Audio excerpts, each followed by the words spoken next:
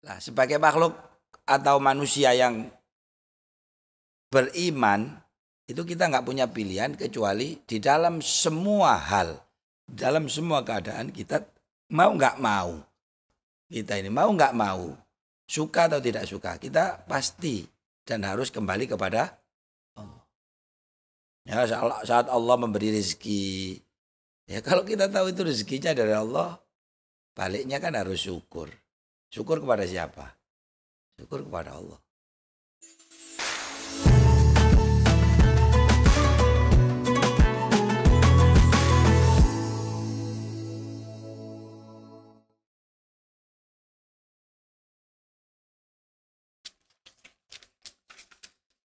Al-hadis at-tasi' ashar, hadis yang ke-19.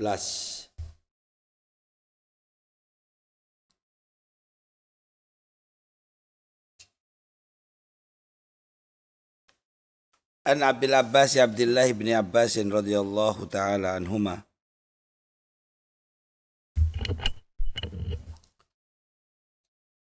Qal kuntu halfan nabi yauman.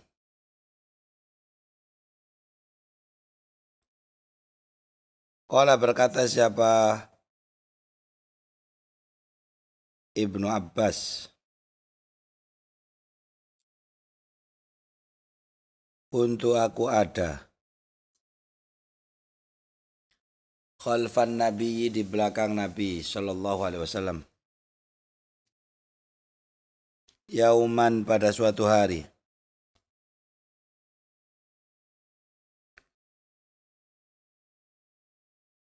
Faqala, lalu bersabda siapa Nabi? Ya ghulam, wahai anak kecil. Ini sesungguhnya aku itu u'allimu, aku ajarkan kepadamu kalimatin, pada beberapa kalimat. Ihfad, jagalah. Allah, pada Allah, yahfad, niscaya Allah akan menjaga kepadamu. Ihfad, jagalah. Allah, pada Allah, tajid, niscaya engkau akan menemukan hu, pada Allah, tujahak, ada di depanmu. Idza sa'alta, apabila engkau meminta, fas'al, maka mintalah. Allah, pada Allah. Wa idza sta'anta, dan apabila engkau meminta pertolongan, fasta'in, maka memintalah pertolongan billahi, dengan Allah.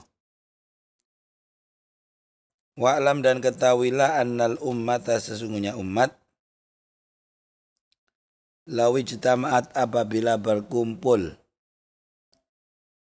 ala atas, ayan fa'uka, untuk memberi kemanfaatan, siapa mereka? Umat, ka, kepadamu, bisyai'in, dengan sesuatu, lam yanfa'u, niscaya mereka tidak akan bisa memberi kemanfaatan ka, kepadamu, illa, kecuali bisyai'in, dengan sesuatu, qad kataba, yang telah menuliskan, hu, pada syai', siapa Allah, Allah, laka, untukmu. Wa ini jitama'u, dan apabila mereka berkumpul, ala atas, ayaduruka, untuk membahayakan ka, kepadamu, ayaduru, untuk membahayakan siapa tadi? Umat, ka, kepadamu, bisyai'in, dengan sesuatu, lam yadhurru, niscaya mereka tidak akan bisa memberikan atau tidak bisa membahayakan ka, kepadamu, illa, kecuali bisyai'in, dengan sesuatu, qad katabah, yang telah menulis, hu, pada syai', siapa Allah, Allah, alaika, atasmu. Rufi'at, telah diangkat, apa, al-aqlamu, pena, beberapa pena. Wajafat, dan telah kering, apa, asuhufu, halaman-halaman. Rawa, menceritakan hu, pada hadis siapa? Tirmidzi, Imam Tirmidzi. Waqala, dan berkata siapa? Imam Tirmidzi, hadisun, adapun ini hadis itu adalah hadis hasanun, yang hasan, sahihun, lagi sahih. Wa fi riwayatin, dalam riwayat yang lain, ghairi Tirmidzi, yang dari selain Imam Tirmidzi, ihfad, jagalah Allah, pada Allah, tajid, niscaya engkau akan menemukan hu, pada Allah, amma, maka ada di depanmu. Ta'arraf, kenal, berkenalanlah atau mengenallah engkau ilallah pada Allah firraha pada masa luang atau masa senang. Ya'rif niscaya akan mengenal siapa Allah kepadamu fi syiddati dalam waktu susah. Wa'lam, dan ketahuilah anna sesungguhnya ma apa-apa akhto'a yang luput kepadamu lam yakun tidak akan liusabaka bisa mengenaimu. Wa madan apa-apa asoba yang mengenaimu lam yakun maka tidak akan atau tidak ada itu liyuhtiaka untuk luput darimu. Wa'lam, dan ketahuilah annan nasra sesungguhnya pertolongan itu ma'asobri bersama dengan kesabaran. Wa annal faraja, dan sesungguhnya kebahagiaan, kesenangan itu ma'al karbi bersama kesusahan. Wa anna, dan sesungguhnya ma'al usri bersama kesulitan yusron ada kemudahan. Ini hadis berbicara tentang tauhid ya. Jadi tauhid itu awalnya adalah keyakinan bahwa Allah itu esa. Allah itu esa. Esa baik dalam zatnya, dalam sifat-sifatnya, dan dalam perbuatannya. Jadi esa dalam zatnya, dalam sifat-sifatnya, dan dalam perbuatan. Maka pada hakikatnya tidak ada yang wujud atau yang ada secara hak kecuali Allah. Jadi zat yang benar-benar ada, benar-benar wujud itu hanya Allah. Bagaimana dengan makhluk-makhluknya? Bagaimana dengan manusia? Bagaimana dengan malaikat? Bagaimana dengan jin? Bagaimana dengan setan? Bagaimana dengan alam semesta? Iya, itu semua ada. Tapi keberadaan makhluk itu didasarkan pada kemauannya Allah. Tidak ada dengan dirinya sendiri. Artinya mereka itu ada seperti kita ya, manusia. Ada, saya ada. Tapi adanya saya itu karena Allah berkehendak kita ada. Kalau Allah nggak berkehendak kita ada, ya nggak ada. Makanya disebut tidak hakiki. Jadi keberadaannya makhluk itu tidak hakiki. Karena itu yaitu tergantung pada maunya Allah. Paham ya? Jadi kamu mau ngomong apa, misalnya surga, mau neraka, mau bintang, mau bulan, mau matahari, mau setan, mau jin, mau manusia, itu semua keberadaannya tergantung pada kemauannya Allah. Kalau Allah berkehendak dia ada, maka dia ada. Kalau Allah tidak berkehendak, maka dia tidak. Dengan demikian, segala sesuatu yang ada itu pasti dikehendaki Allah untuk ada. Misalnya kamu kan sudah ada nih. Kamu sudah ada. Bumi ini ada. Ya kan? Matahari ada. Itu berarti apa? Berarti mereka itu semua itu dikehendaki Allah untuk ada. Itu yang disebut bahwa Allah itu esa di dalam zatnya. Maka tidak akan pernah ada sesuatu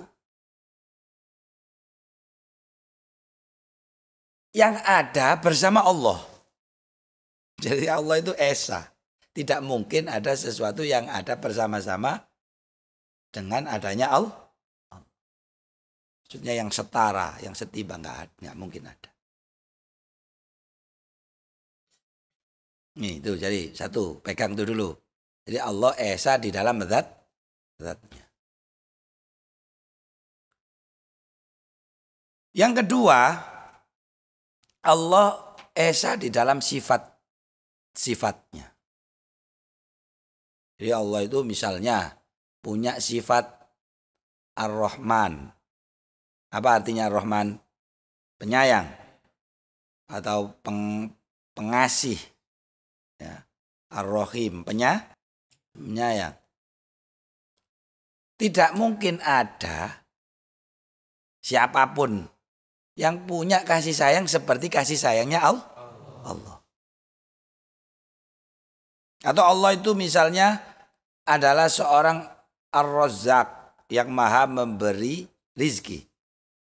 Maka tidak akan pernah ada seorang pun atau siapapun yang bisa memberi rezeki sebagaimana Allah memberi rizki.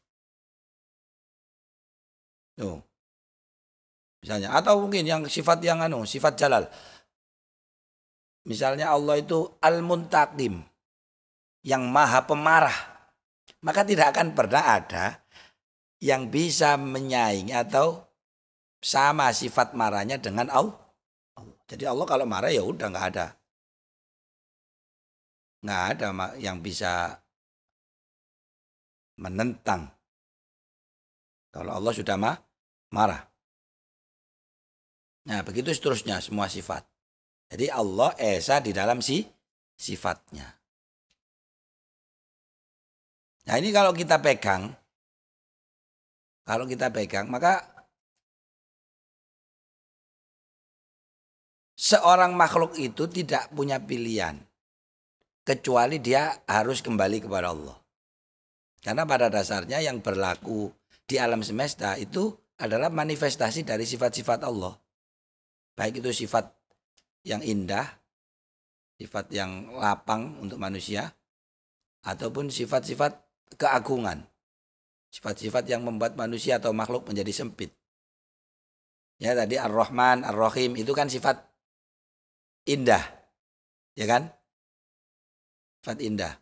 Atau tadi misalnya Al-Muntaqim, Al-Mumit, gitu ya. Al-Mutakabbir, Al-Jabbar. Sifat-sifat yang membuat manusia dalam keadaan terhimpit sulit. Itu juga sifatnya Allah sama.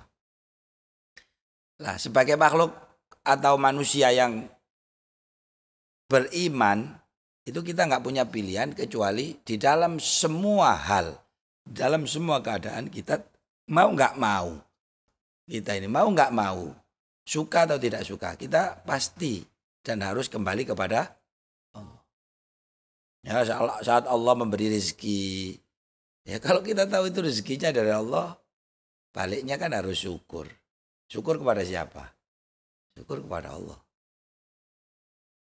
Misalnya lagi susah rezeki, terus larinya kemana? Wong nggak ada yang punya peran, nggak ada yang bisa bertindak, nggak ada yang punya kuasa di alam semesta kecuali Allah. Mau kembali kepada siapa? Kembalinya tetap kepada. Jadi kalau kita itu ibarat kata hanya lari dari satu takdir ke takdir yang lain. Jadi manusia hidup adalah dia sedang lari dari satu takdir kepada takdir yang lain. Nggak mungkin bisa keluar dari itu. Kamu mau kayak apa? Mau apa? Coba dibayangkan. Misalnya orang yang paling kuat, paling berkuasa sekalipun di dunia, dia bisa apa? Memang dia bisa melakukan sesuatu di buminya Allah tanpa izinnya Allah, nggak bisa. Ya kan? Mau berkuasa seperti apa? Makanya ada cerita, nanti di hari kiamat Allah itu akan tersenyum melihat orang-orang yang dulu di dunia itu jadi raja, punya kekuasaan, sekarang jadi presiden, jadi jenderal, punya tentara banyak, jadi panglima perang. Itu di hari kiamat mereka itu semua kan menjadi makhluk yang paling lemah, menjadi makhluk yang sangat lemah. Ada dalam satu riwayat diceritakan bahwa kan mana dulu yang katanya raja, mana yang dulu katanya penguasa, mana yang dulu katanya punya pasukan, semuanya tidak punya apa-apa. Pada hari semua makhluk mempertanggungjawabkan amalnya di hadapan Allah Subhanahu wa taala. Nah itu harus diyakini betul. Jadi Allah esa di dalam sifatnya. Ya enggak, orang yang punya keyakinan mantap, memang segala yang berlaku di alam semesta itu adalah sifat-sifat Allah atau kerjaannya Allah. Ya dia hidupnya ya pasti tenang. Pasti apa? Tenang. Karena dia tahu, oh iya. Ini berarti Allah maunya, misalnya kita dikasih begini, berarti Allah maunya begini, saya harus begini. Oh dikasih begini, berarti saya harus begini. Itu kan sebenarnya apa? Sebenarnya senang atau tidaknya seorang hamba itu ada dalam cara dia mengelola dirinya sendiri. Ya kan? Ada orang itu yang begini, urip hidupnya susah. Susah itu artinya dia melihat kehidupan itu sebagai satu target. Dia harus begini, dia harus umur sekian harus begini, umur sekian harus begini, umur sekian harus begini.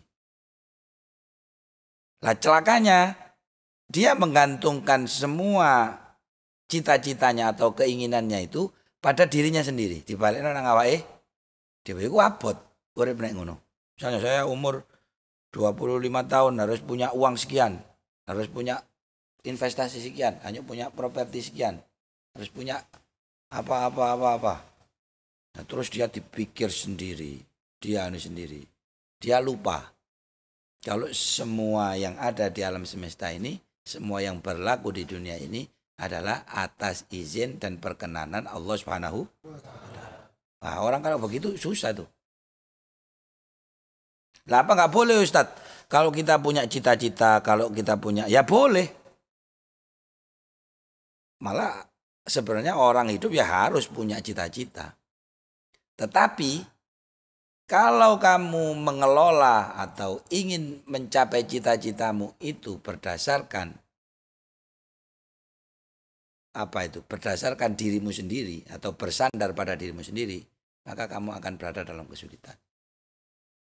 Tetapi kalau kamu mengembalikan ya, semua cita-cita harapan itu ujungnya tetap harus kembali kepada Allah, maka kamu akan menjadi orang yang nyaman. Itu. Jadi Allah esa di dalam sifatnya. Yang ketiga, Allah itu esa di dalam perbuatannya. Allah esa di dalam perbuatannya.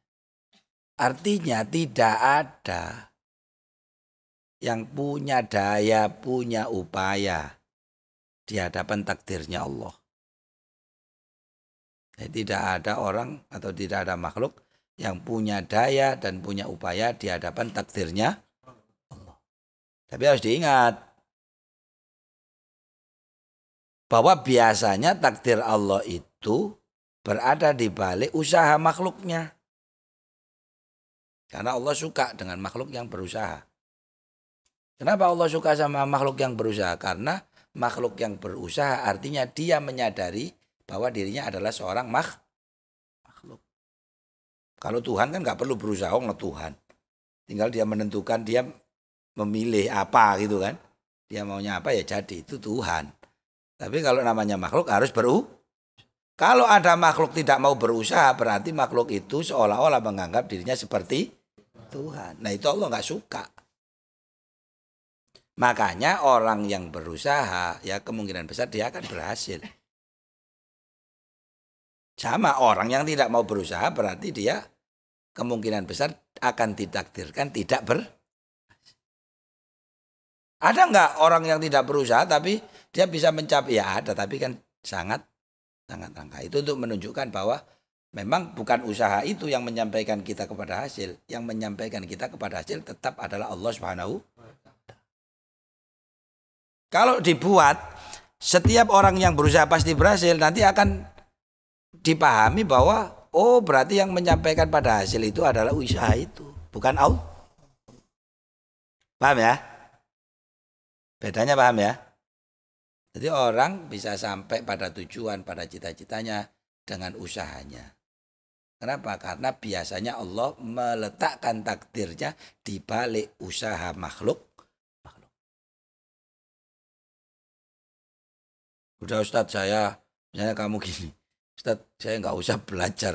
Nanti kalau Allah mentakdirkan saya pinter, kan pinter sendiri. Kan gitu ya misalnya. Ya nggak bisa, ya pasti kalau kamu nggak belajar, pasti kamu nggak pinter. Kenapa? Karena kamu tidak berusaha.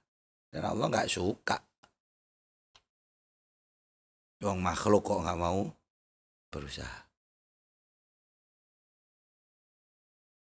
Paham ya? Ya tetap itu dibolak-balik. Ya kita memang ya posisinya kita ini makhluk ya harus sadar. Namanya makhluk ya. Makhluk itu apa? Lemah, tempatnya salah, tempatnya kurang. Ya kan? Ya udah gitu masa nggak mau berusaha? Ya nggak mungkin kalau udah tahu posisinya kayak gitu nggak mau berusaha ya nggak mungkin dia bisa meraih hasil. Sama. Kalau ada orang berpikiran ya udah saya nggak usah beramal. Toh nanti kalau saya ditakdirkan Allah masuk surga tetap masuk surga. Orang yang seperti itu kemungkinan dia tidak akan ditakdirkan masuk surga. Udah jelas. Karena apa? Karena orang yang ditakdirkan masuk surga pasti akan dimudahkan Allah untuk melakukan kegiatan-kegiatan amal-amal yang bisa membuat dia masuk. Kullun muyassarun lima khuliqalah. Jadi setiap orang, setiap makhluk itu akan dimudahkan untuk meraih. Untuk apa ia diciptakan? Kalau dia diciptakan menjadi ahli surga, dia akan dimudahkan untuk melakukan amal-amalnya ahli surga. Sama, orang yang ditakdirkan akan berhasil, dia akan dimudahkan untuk melakukan usaha-usaha supaya dia berhasil. Begitu seterusnya. Nah itu, jadi yang kedua yang bisa kita pahami dari hadis ini, bahwa orang yang menjadikan Allah sebagai prioritas di dalam hidupnya, dia tidak akan pernah menemukan kegagalan. Jadi orang yang menjadikan Allah sebagai prioritas dalam hidupnya, dia tidak akan pernah menemui kegagalan. Dia pasti akan berhasil.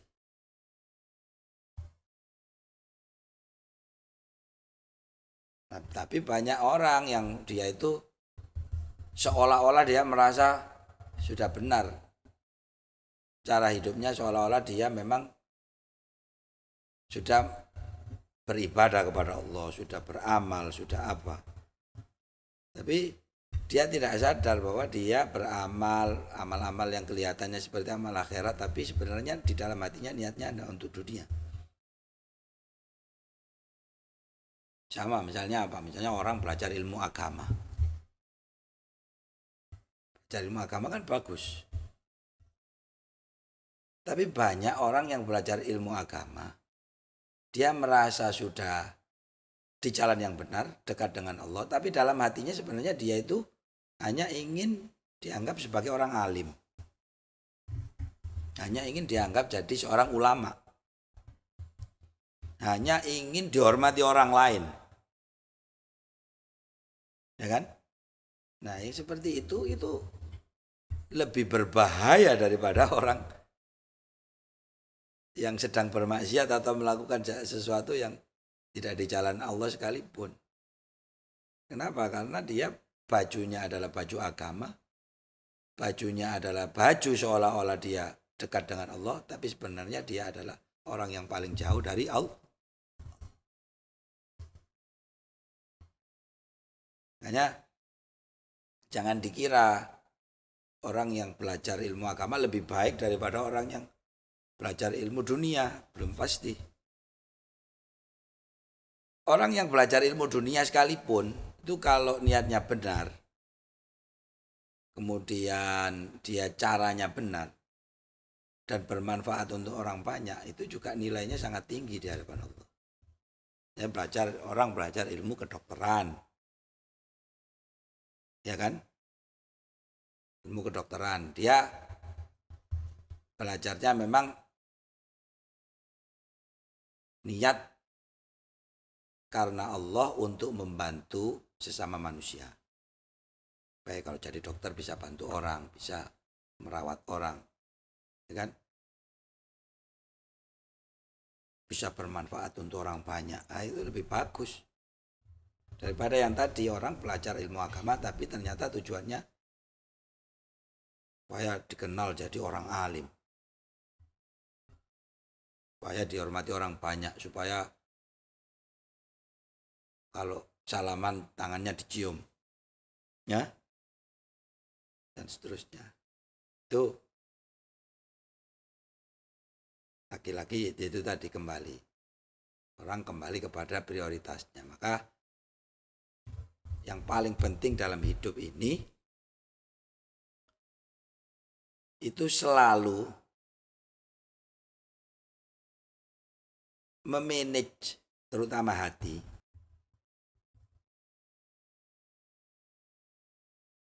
tujuannya hanya kepada Allah. Memanage hati bertujuan hanya kepada. Adapun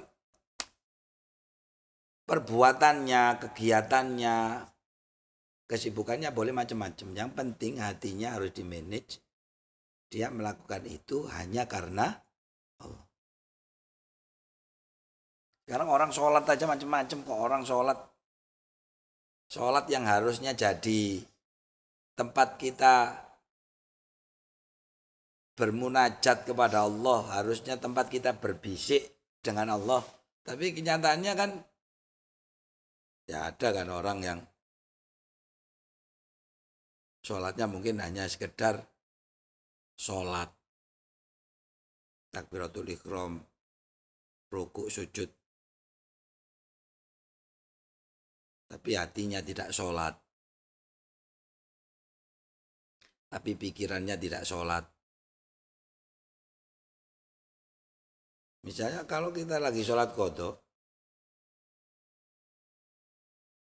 itu kan daripada ketahuan orang banyak, mending aku sholatnya sembunyi aja di dalam kamar atau di mana, iya kan?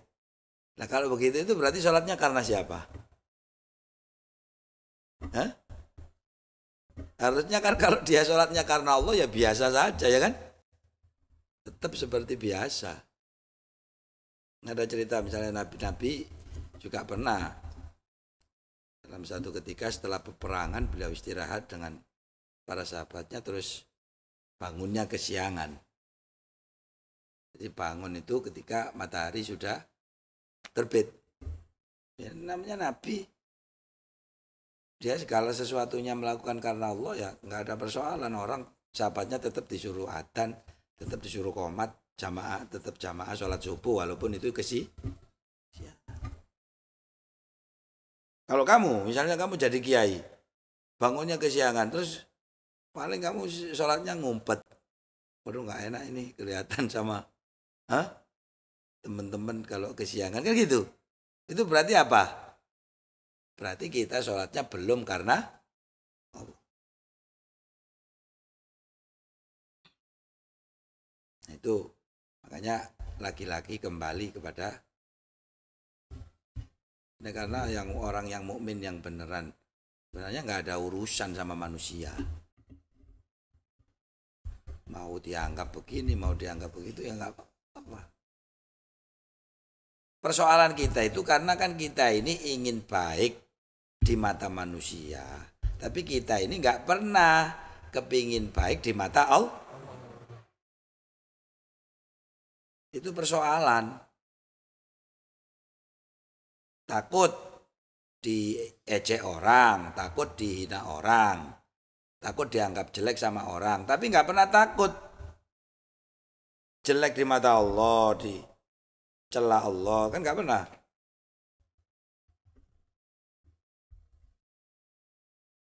itu balik lagi tadi. Makanya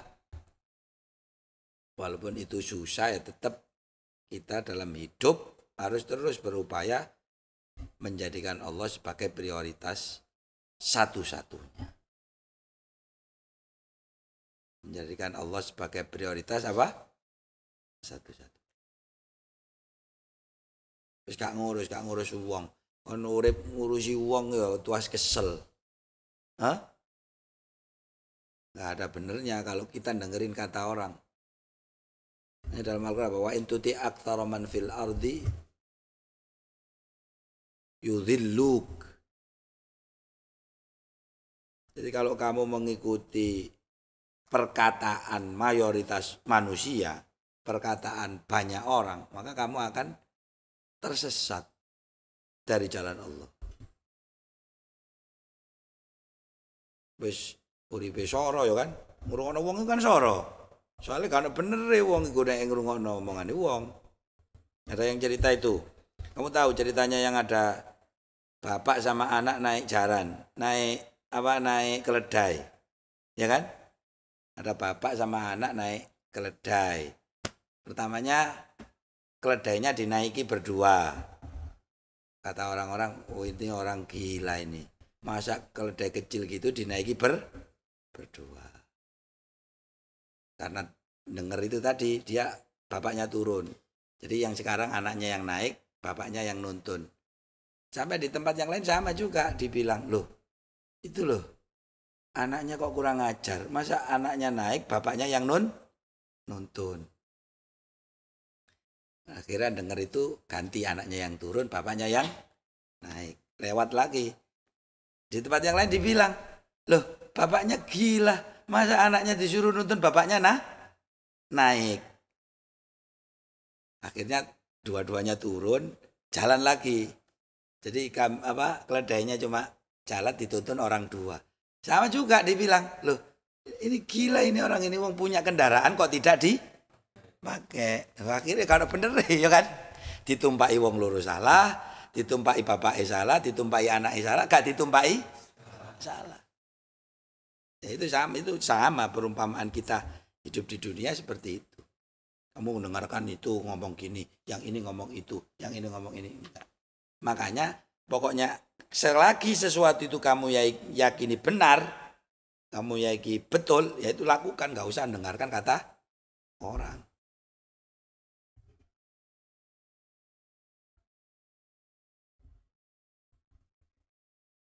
Tuh. Makanya gambaran apa itu sebenarnya gampang kita melihat ya. Kalau kamu melihat wali-wali Allah yang jadab, ya, yang jadab, yang majdub itu, mereka kan nggak peduli. Mau dibilang orang gila, mau dia nggak ngurus. Dia itu urusannya itu apa? Karena hatinya itu menghadap kepada Allah. Dia nggak peduli, dia akan dianggap orang begini, mau dilihat begitu, dia nggak peduli. Karena yang ada dalam dirinya, ada dalam jiwanya adalah hatinya menghadap kepada itu gambarannya. Nah kita yang punya akal, yang punya sebisa mungkin yang meniru yang begitu hatinya ya. Hatinya itu yang penting. Ya apa, Allah itu kira-kira suka enggak kalau saya begini? Allah itu ridho enggak kalau saya begini? Kira-kira Allah bagaimana kalau saya begini? Ya itu aja yang penting.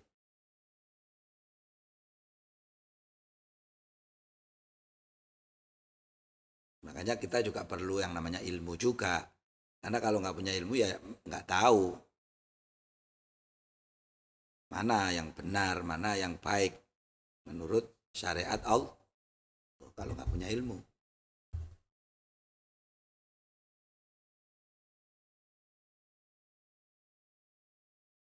Nah, itu tadi. Jadi ini hadis sangat dalam.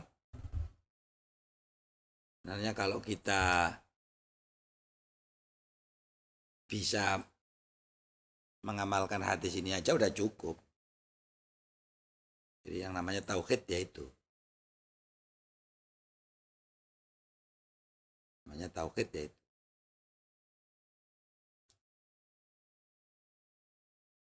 Bukan yang seperti dikebor-kemborkan orang. Kalimat tauhid, ya siapa yang nggak tahu kalau kalimat tauhid itu la ilaha il. Tapi prakteknya itu gimana? Prakteknya la ilaha illallah itu bagaimana kan? Itu yang susah.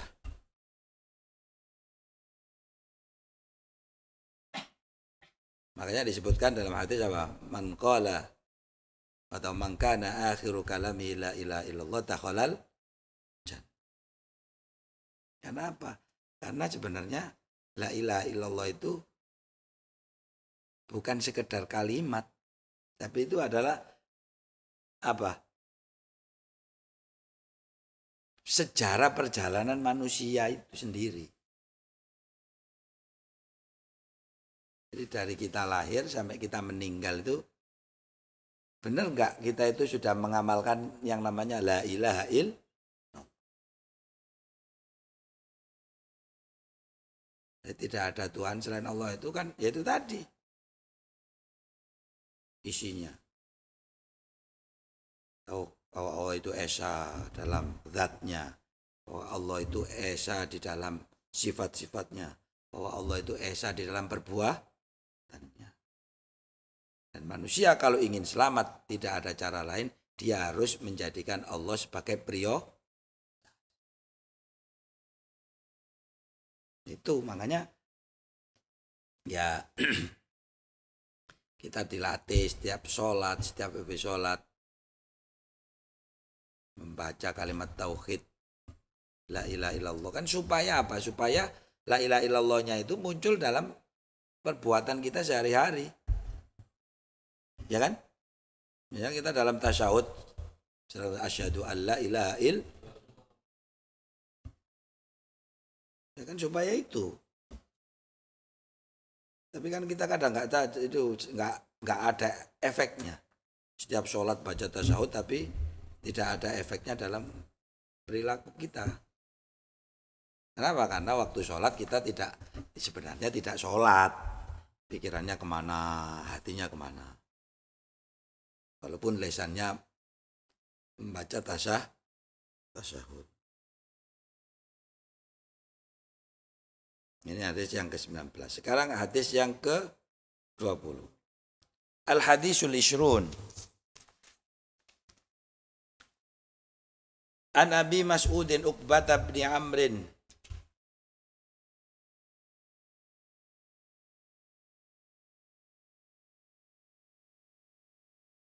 Al-Ansari Al-Badri. Al-Ansari yang apa? Yang dari kabilah atau golongan Ansor.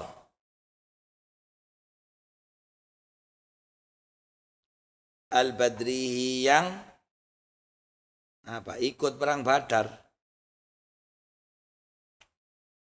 Radhiyallahu anhu qala berkata siapa Abi Mas'ud. Qala bersabda siapa Rasulullah sallallahu alaihi wasallam. Inna sesungguhnya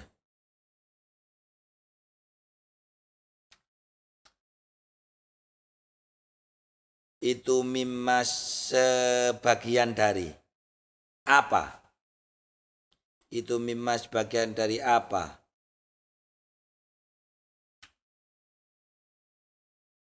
Adroka yang mendapatkan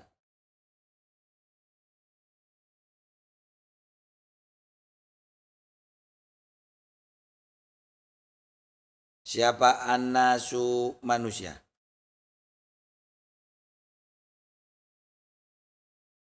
Min kalamin nubuwati dari perkataan kenabian.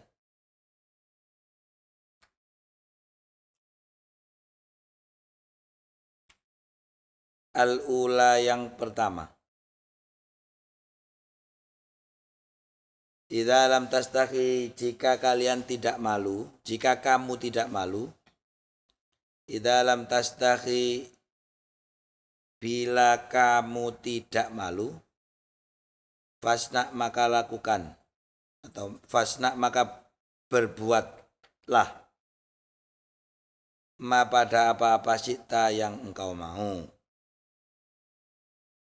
Ma pada apa-apa sita yang engkau mau atau engkau inginkan. Ini juga pendek tapi dalam ya. Bahwa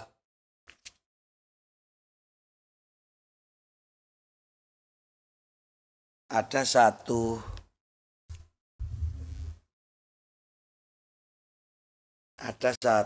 hal yang diciptakan Allah yang bisa menjadi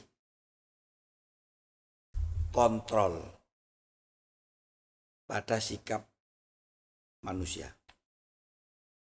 Ada satu sifat ya yang diciptakan Allah, yang sifat itu merupakan kontrol bagi perilaku manusia.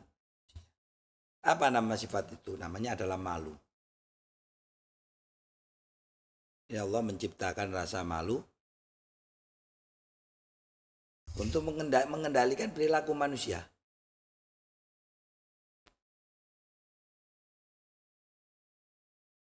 Makanya kita bisa melihat misalnya contoh mudah begini.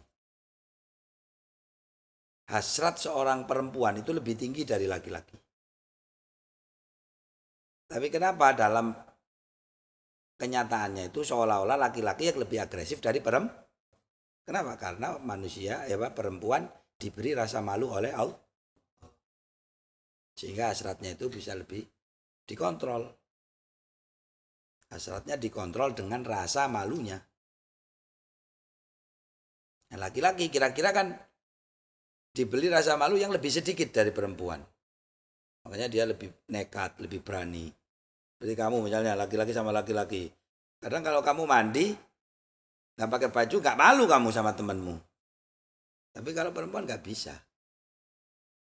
Coba kamu tanya temanmu yang perempuan. Ada nggak dia yang walaupun sama ceweknya terus dia mandi, nggak pakai baju, enggak. Tapi kalau kamu laki-laki kan biasa. Ya, maksudnya ada. Itu sifat nggak bisa. Alami. Ya, makanya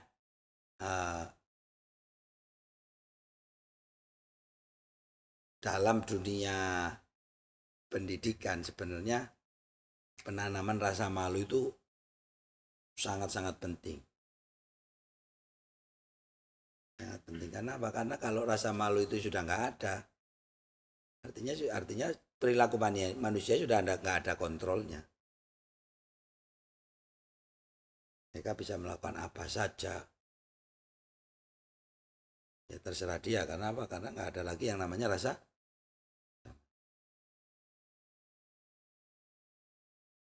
Ya kalau kita lihat ya, di antara bangsa-bangsa di dunia ini, yang paling luar biasa ya, menanamkan yang namanya harga diri dan rasa malu itu Jepang.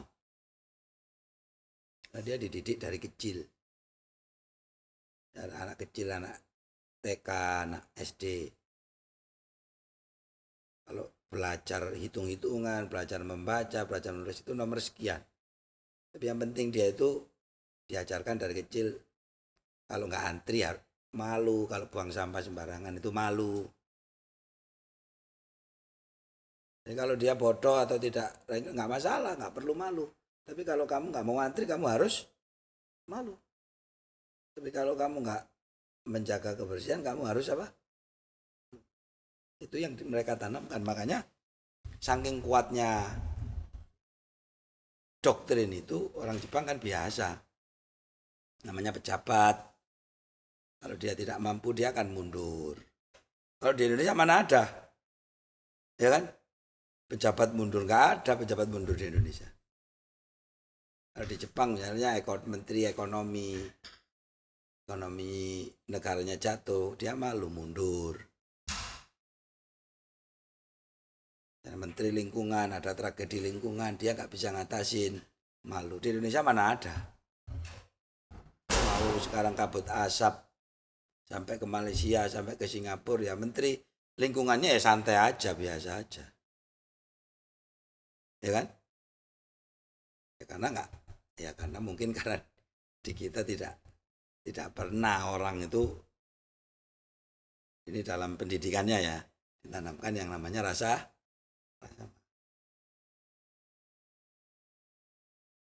Ya wis, apa ya? Sekarang ini kan kayak kontrol sosial di desa, di lingkungan. Yang namanya malu itu kan udah nggak kayak dulu. Sekarang ada orang punya anak perempuan tiba-tiba hamil nggak ada suaminya sudah biasa, ya kan? Kalau dulu itu aib sampai diungsikan ya, karena anaknya hamil nggak ada suaminya dia diungsikan ke rumahnya neneknya atau kemana. Sekarang nggak apa-apa udah biasa. Kenapa biasa? Karena banyak, saking banyak temennya tadi sudah nggak malu lagi ya kan?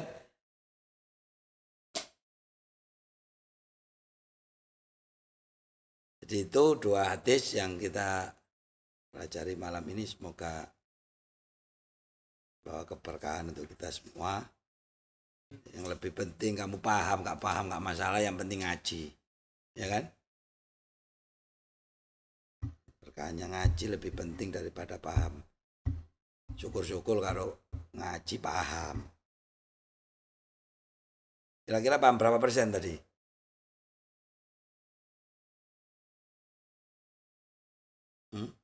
Berapa? 50%? 60%? Kamu tidur gitu kok.